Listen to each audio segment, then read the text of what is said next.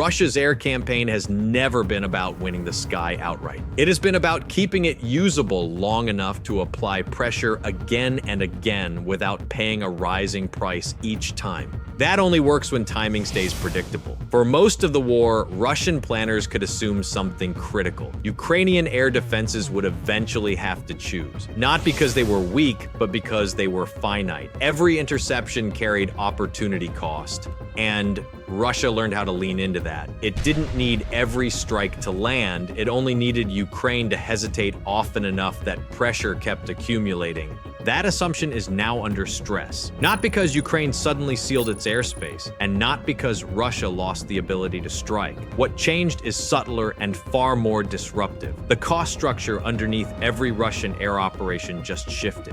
When air defense missiles are scarce, interception becomes triage. Cities compete with infrastructure. Frontline coverage competes with rear protection. Russia built its entire pressure model around forcing those trade-offs until something cracked. Norway's delivery hits that exact mechanism. By pushing a significant number of NASAMS missiles into Ukraine's air defense network, Norway didn't create invulnerability. It removed urgency. Interceptions stop being last resort decisions and start becoming routine responses. Coverage becomes steadier. Timing advantages shrink. Russian strike planning stops being automatic and starts requiring recalculation.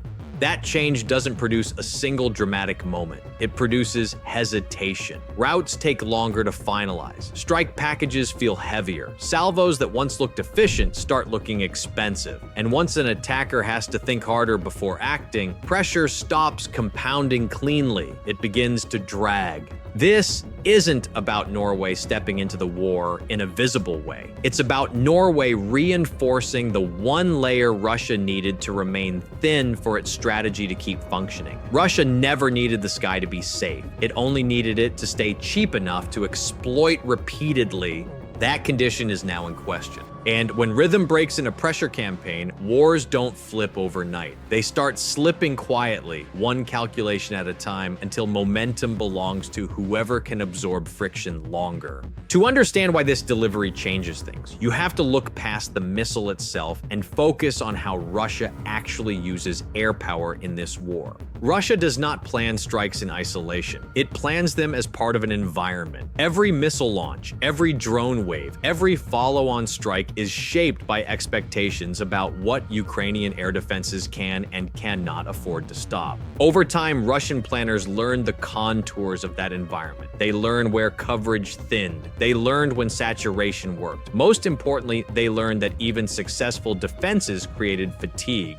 That fatigue was the lever. Air defense is not defeated by missing intercepts. It is defeated when it becomes selective under pressure. Once defenders are forced to conserve, the attacker regains initiative without needing dominance. Russia never needed to punch through everywhere. It only needed enough pressure to force Ukraine into constant prioritization. NASAMS complicates that logic in a way older systems do not. It isn't just about range or accuracy. It's about integration. NASAMS plugs into a layered defense structure where sensors, shooters, and command elements reinforce one another instead of operating as isolated pockets. That makes coverage less brittle. Gaps don't just appear because one battery is strained. They have to be forced deliberately, and forcing them costs time and resources. What Norway added here is not a single shield, it's depth. Depth matters because it stretches the attacker's decision cycle. A strike that once felt safe because it exploited a known weakness now has to assume overlap. A route that once avoided coverage has to be re-evaluated. Even drones designed to probe defenses lose efficiency when interception stops feeling expensive. This is where Russia starts losing its favorite advantage. Pressure campaigns rely on predictability, not in outcomes, but in response. Russia has been able to assume that repeated strikes would gradually exhaust defenses, creating windows that could be exploited later. When missile stocks replenish faster than expected, that timeline breaks. Exhaustion stops being guaranteed. Pressure stops compounding the way it used to. That forces a change in behavior. Russian planners don't suddenly abandon strikes. They increase salvo sizes to compensate, which raises cost. They accept lower payoff per strike, which weakens pressure over time. None of this shows up as a dramatic failure. It shows up as inefficiency. And inefficiency is lethal to a strategy built on repetition. This is why Norway's move lands harder than it looks. It doesn't challenge Russia where it is loud. It challenges Russia where it is patient. It targets the long game rather than the spectacle. Instead of stopping one attack, it interferes with the logic behind thousands of them. By reinforcing Ukraine's air defense depth, Norway didn't change the war's temperature. It changed its texture. The sky becomes less permissive, not closed, not safe, just resistant enough that every action costs more attention than before. And once attention becomes the limiting factor, momentum starts leaking away in places Russia can't easily fix. That's when air pressure stops feeling inevitable and starts feeling negotiable. At first glance, this looks like a problem Russia should be able to manage. It still has missiles, it still has drones, it still has production lines running. On paper, nothing about its strike capability disappears because a partner country ships more air defense ammunition to Ukraine. That's exactly why this is dangerous. Russia's air campaign is not optimized for single moments of resistance. It is optimized for endurance. The entire logic assumes that defenses thin over time, not thicken. That assumption shapes everything from targeting priorities to launch schedules to how much risk planners are willing to accept on any given night. When that assumption breaks, adaptation becomes harder than it looks. Russia has two broad ways to respond. It can increase volume or it can change behavior. Both options carry costs that stack faster than Moscow would like. Increasing volume sounds simple until you follow the consequences. Larger salvos require more coordination, more preparation time, and more certainty that the payoff will justify the expense. When air defenses are deep and intercept decisions are less constrained, volume stops guaranteeing effect. You end up spending more to achieve the same psychological pressure, and even then the results are uneven. That's not escalation, that's diminishing return. Changing behavior is worse. If routes, timing, or targeting logic shift too much, predictability starts to work against the attacker instead of the defender. Ukrainian air defense doesn't need to stop everything. It only needs to deny Russia the confidence that a given pattern will work tomorrow the way it worked yesterday. Once that confidence erodes, planning slows down in ways that compound quietly. This is where air campaigns start bleeding efficiency without collapsing outright. Every adjustment Russia makes introduces friction. Friction in coordination, friction in timing, friction in decision-making. None of it looks like defeat, but all of it chips away at momentum, and momentum is what keeps pressure sustainable over months rather than weeks. What makes Norway's contribution especially uncomfortable is that it targets the part of the system Russia cannot easily replace. Aircraft can be rotated, missiles can be built, crews can be trained, but confidence in timing is fragile. Once planners are no longer sure when defenses will thin, or whether they will thin at all, the campaign loses its internal clock. That clock matters more than raw firepower. Russia has been able to dictate tempo by forcing Ukraine to react repeatedly. When reactions stop being forced, initiative starts slipping. Not dramatically, incrementally, a few hours here, a few nights there, enough to let defenses reset instead of remain stretched. Over time, those resets add up. This is why air defense deliveries don't need to be flashy to matter. They don't need to shut down the sky. They only need to interrupt the attacker's rhythm often enough that pressure stops flowing smoothly. Once pressure becomes uneven, it stops shaping behavior the way it used to. And that's the part Russia struggles with most. Not loss, uncertainty. The deeper problem for Russia isn't interception rates. It's what interception does to decision-making upstream. Russia's air campaign was never built around the idea that every strike must succeed. It was built around the idea that pressure itself is the weapon. Even when missiles miss, even when drones are shot down, the act of forcing Ukraine to react still consumes time, attention, and resources. That's the leverage. Not destruction, but exhaustion. Air defense depth interferes with that leverage in a way that's hard to quantify and even harder to reverse. When interceptors are scarce, every engagement feels final. Commanders hesitate because every launch feels like a gamble. That hesitation is what Russia exploited. It didn't need to overwhelm defenses completely. It only needed to stretch them thin enough that protection became selective and predictable. Norway's delivery changes that psychological environment. When interceptors are available in volume, defenders stop thinking in terms of survival and start thinking in terms of denial. The mindset shifts from what can we afford to stop to how do we shape the airspace tonight. That shift matters because it reintroduces agency on the defensive side. Once Ukraine can deny patterns instead of merely reacting to them, Russia's strike planning loses its clean feedback loop.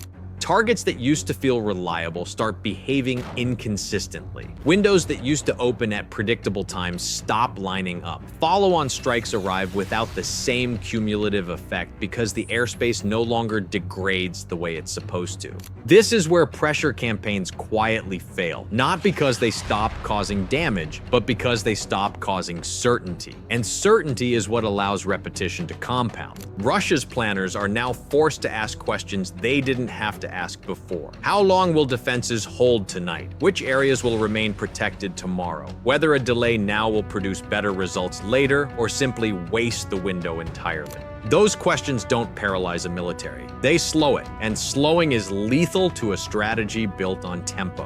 What makes NASAMS particularly relevant here is not just performance, but integration. These systems don't operate in isolation. They slot into a broader air defense picture, feeding data, sharing coverage, and reducing blind spots. The result isn't a wall. It's friction everywhere. Friction means no clean corridors, no cheap saturation, no reliable exhaustion cycle. Russia doesn't lose the ability to strike. It loses the ability to assume that striking will always cost Ukraine more than it costs Russia. Once that assumption breaks, pressure stops being efficient. And inefficient pressure doesn't escalate wars. It drains them. That's why this delivery matters far beyond the number of missiles involved. It targets the part of Russia's strategy that depends on things staying thin, predictable, and stretched. Norway didn't add noise to the battlefield. It added resistance where repetition was supposed to work.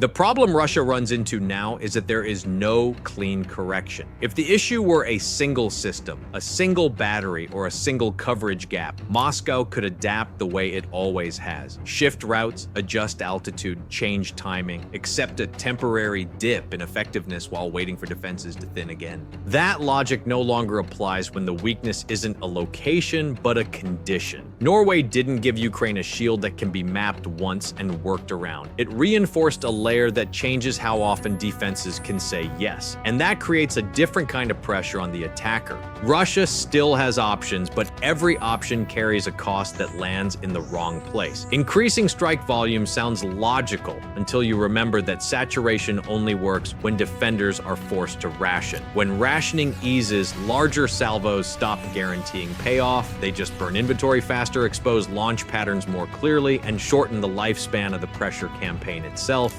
Trying to wait it out doesn't work either. Air defense doesn't decay on Russia's schedule anymore. With resupply normalized and integration improving, waiting no longer guarantees a return to scarcity. It just gives Ukraine more time to stabilize protection around the things Russia most wants to stress.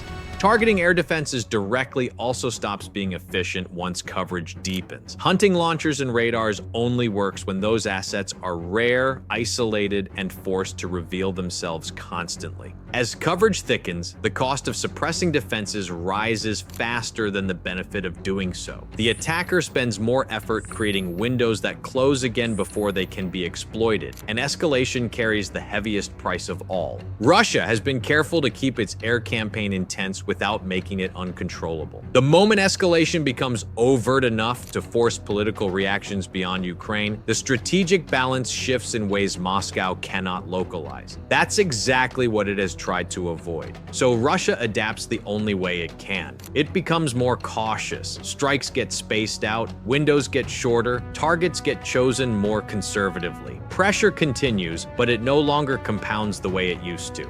That change won't show up in a single night of footage or a dramatic headline. It shows up in pacing, in how often attacks arrive, in how much effort is required to achieve the same psychological effect that once came cheaply. And that's where this becomes dangerous for Russia's long-term strategy. Pressure campaigns don't fail because they stop hurting. They fail because they stop being efficient. Once effort rises faster than impact, momentum flips quietly. The attacker keeps pushing, but the returns flatten.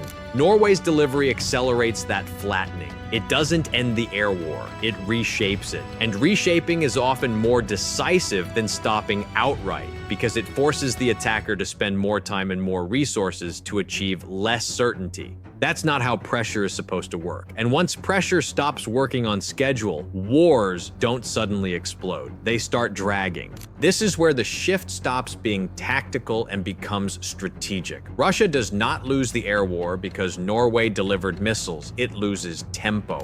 For most of the conflict, Russia's air campaign worked because repetition stayed cheap. Strikes didn't need perfect results. Drones didn't need to break through every time. Pressure accumulated simply because Ukraine was forced to react constantly, make hard choices, and live inside scarcity. That condition is fading. Ukraine isn't suddenly safe. It's steadier, and steadiness is lethal to a strategy built on exhaustion. When defenses stop feeling desperate, pressure no longer compounds automatically. It has to work harder for the same effect. This is why air defense deliveries matter most in volume, not symbolism. They don't end wars, they remove shortcuts. They force the attacker to spend more effort to achieve the same psychological and operational impact it once generated cheaply.